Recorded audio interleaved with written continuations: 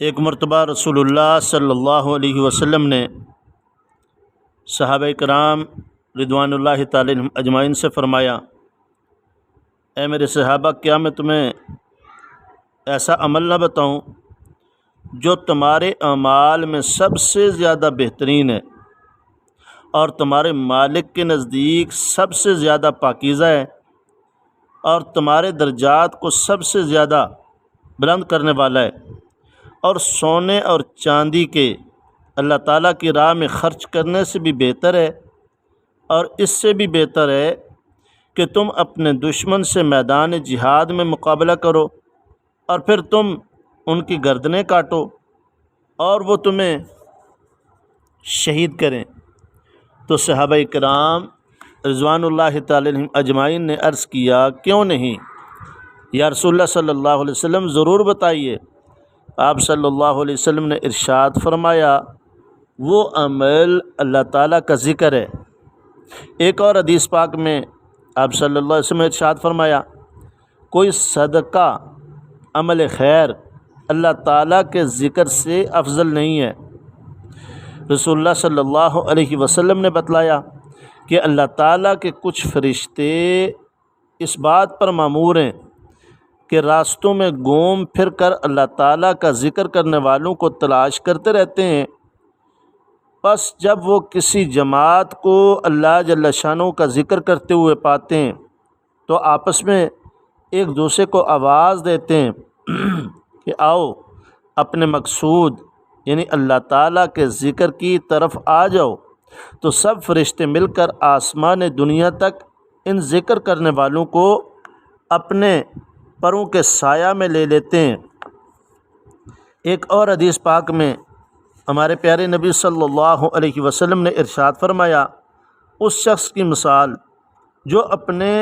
پروردگار کا ذکر کرتا ہے اور اس شخص کی مثال جو اللہ تعالیٰ کا ذکر نہیں کرتا، زندہ اور مردہ کسی ہے۔ یعنی جو اللہ تعالیٰ کا ذکر کرنے والا ہے گویا وہ زندہ ہے، اور جو اللہ تعالیٰ کا ذکر نہیں کرتا وہ مردہ ہے۔ رسول اللہ صلی اللہ علیہ وسلم نے ارشاد فرمایا، جب بھی کوئی جماعت اللہ تعالیٰ کا ذکر کرنے کے لیے بیٹھتی ہے تو فوراً رحمت کے فرشتے ان کو چاروں طرف سے گھیر لیتے ہیں اور اللہ تعالیٰ کی رحمت ان کو ڈھانپ لیتی ہے، سکون و اطمینان ان پر برسنے لگتا ہے، اور اللہ تعالیٰ ان فرشتوں سے ان کا ذکر کرنے والوں کا تذکرہ کرتے ہیں جو اللہ تعالیٰ کے پاس موجود رہتے ہیں۔ اسی طرح ایک اور حدیث میں آیا ہے، ایک صحابی نے عرض کیا، یا رسول اللہ صلی اللہ علیہ وسلم، اسلام کے موجب اجر و ثواب احکام تو بہت سے ہیں، آپ صلی اللہ علیہ وسلم تو جو بھی دین لائے ہیں، جو عمل لائے ہیں، بڑا ہی خوبصورت ہے اور بڑا ہی پیارا ہے، لیکن یا رسول اللہ صلی اللہ علیہ وسلم، مجھے کوئی ایک عمل ایسا بتا دیں جو میں کیا کروں اور اسے مضبوطی سے پکڑ لوں اور پھر برابر کرتا رہوں۔ آپ صلی اللہ علیہ وسلم نے ارشاد فرمایا، بس اللہ تعالیٰ کے ذکر سے اپنی زبان کو ہر وقت تر رکھا کر۔ ایک صحابی حضرت معاذ بن جبل رضی اللہ تعالیٰ عنہ کہتے ہیں کہ آخری بات جس پر میں اور رسول اللہ صلی اللہ علیہ وسلم جدا ہوئے ہیں کہ میں نے آپ صلی اللہ علیہ وسلم سے دریافت کیا کہ کون سا عمل اللہ تعالیٰ کو سب سے زیادہ محبوب ہے، اللہ تعالیٰ کا پسندیدہ عمل ہے، تو آپ صلی اللہ علیہ وسلم نے ارشاد فرمایا، وہ عمل جو اللہ تعالیٰ کا بہت زیادہ پسندیدہ ہے، فرمایا تمہیں اس حالت میں موت آئے کہ تمہاری زبان پر اللہ تعالیٰ کا ذکر ہو۔ اسی طرح ایک اور حدیث میں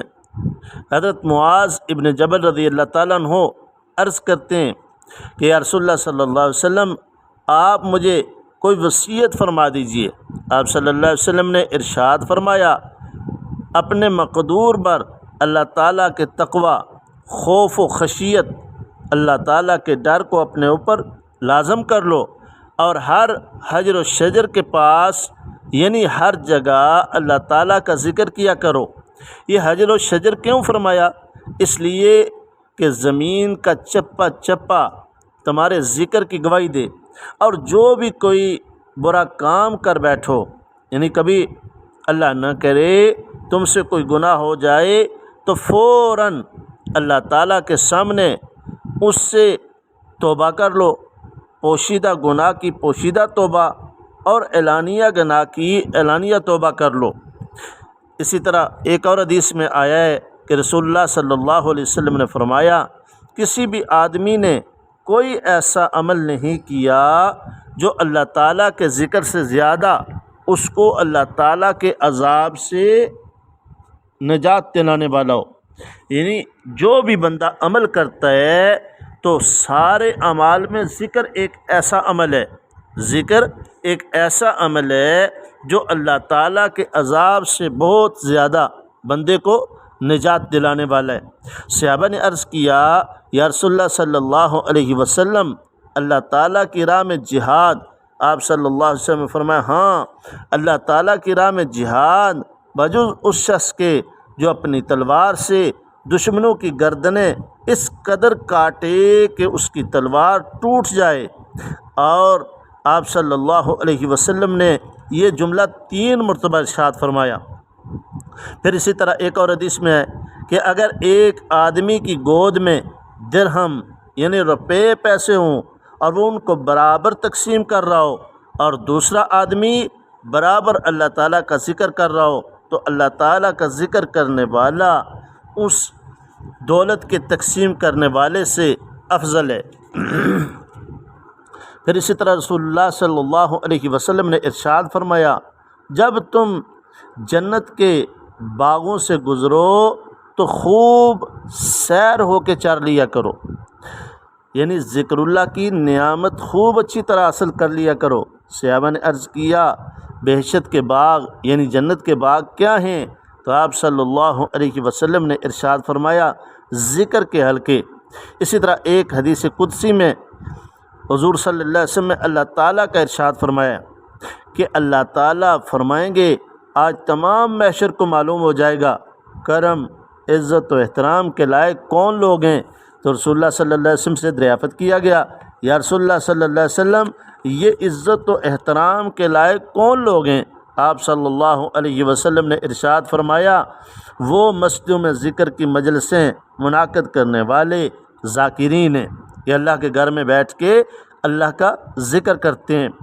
ایک اور حدیث میں آیا، ہر آدمی کے دل کی 2 کوٹھڑیاں ہوتی ہیں، ایک میں فرشتہ رہتا ہے اور دوسرے میں شیطان۔ بس جب وہ شخص اللہ تعالیٰ کے ذکر میں مصروف ہو جاتا ہے تو شیطان پیچھے ہٹ جاتا ہے، بھاگ جاتا ہے، اور جب اللہ تعالیٰ کا ذکر نہیں کرتا، ذکر سے غافل ہو جاتا ہے، تو شیطان اپنی چونچ اس کے دل میں رکھ دیتا ہے، یعنی اس کے دل پر مسلط ہو جاتا ہے اور طرح طرح کے وسوسے اس کے دل میں ڈالتا رہتا ہے۔ ایک اور حدیث میں، جو شخص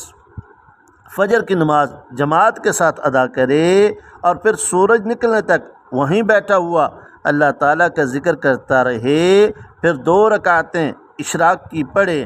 پھر مسجد سے واپس آئے، تو اس کو 1 حج اور 1 عمرہ کی مانند اجر ملے گا۔ پورے حج اور عمرہ کا ثواب گویا اس کو اللہ رب العزت عنایت فرمائیں گے۔ ذکر اللہ سے غافل لوگوں کے ماحول میں اللہ تعالیٰ کا ذکر کرنے والا اس مجاہد کی مانند ہے جو میدان جنگ سے بھاگنے والوں کی جماعت میں ثابت قدم رہے۔ اسی طرح ایک اور حدیث میں ہے کہ جو کوئی جماعت کسی بھی مجلس میں جمع ہوئی